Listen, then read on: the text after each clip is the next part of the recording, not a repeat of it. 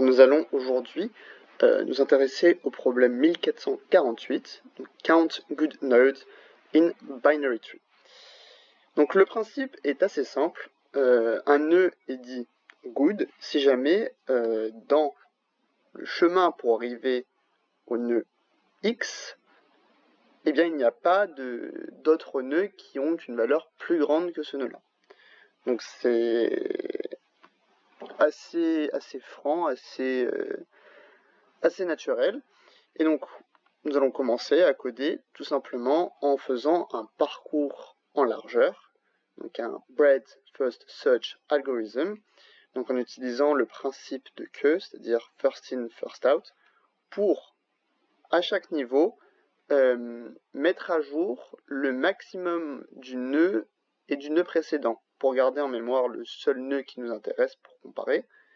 Et par exemple, si jamais on prend le cas, le edge case le plus terrible pour nous, donc déjà, on remarque que le root, c'est un good root. Donc, on peut commencer par dire if not root return 0, et sinon, on initialise le résultat à 1, parce que le root est considéré comme un nœud good. Ensuite, dans notre queue, dans notre queue, on va avoir le root. Et ensuite, nous allons parcourir cette queue jusqu'à ce qu'il n'y ait plus rien dans cette queue, et ça veut dire qu'on aura parcouru tout l'arbre, donc nous pourrons retourner le résultat. Mais avant ça, reprenons le edge case. Donc 3, on remarque que 4 est plus grand que 3, donc on va ajouter 4, mais d'abord on va ajouter le nœud à gauche.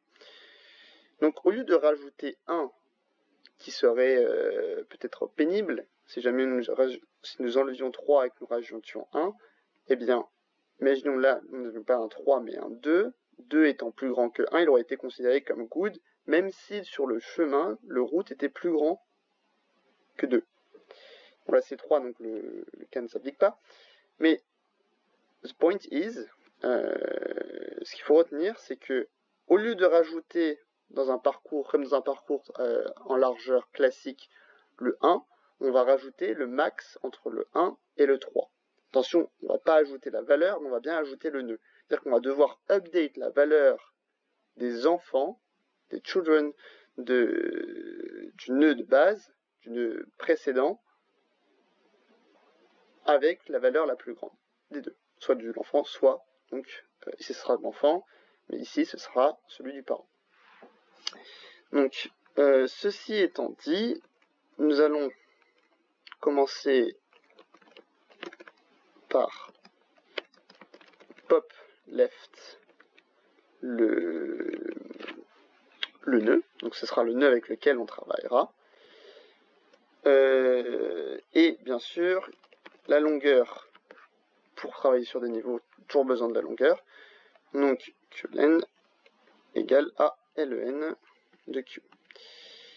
Donc, for i in range qlen, ce qui nous permet de parcourir, en fait, à chaque boucle, donc à chaque niveau, l'entièreté du niveau.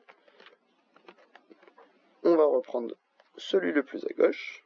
Donc, si jamais c'est bien nœud, si c'est pas none, on va checker tout simplement if. Déjà, si jamais il y a un nœud à gauche, c'est pas juste none. Et donc là, on va pouvoir, en fonction de si jamais, imaginons on a bien un nœud, en fonction de si jamais 1 est supérieur ou égal à 3 ou non, on va ajouter donc, soit le nœud en entier, soit le nœud, mais avec sa valeur update. Comment ça marche en pratique? Donc, tout simplement, if node.left.val supérieur ou égal à node.val, eh bien, on va pouvoir déjà updater notre résultat en ajoutant 1, parce que ça voudra dire que la valeur, que le chemin donc, est bon, mais en plus, on va pouvoir append ce nœud. node.left. Sinon, ça veut dire qu'il est strictement plus petit. Pardon, je fais une petite faute de frappe.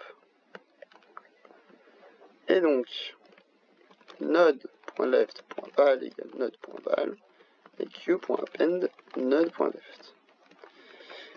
On fait pareil pour node.right. On update de 1. Sinon, on update sa valeur. Et bien, tout simplement, on appelle encore une fois node.right. Une fois qu'on a fait cela et qu'on a fait la boucle, qu'on a parcouru tout le niveau, qu'on a parcouru jusqu'à ce qu'il n'y ait plus rien dans la queue, on peut retourner le résultat. On teste toujours pour voir si les test cases passent. Les test cases sont acceptés.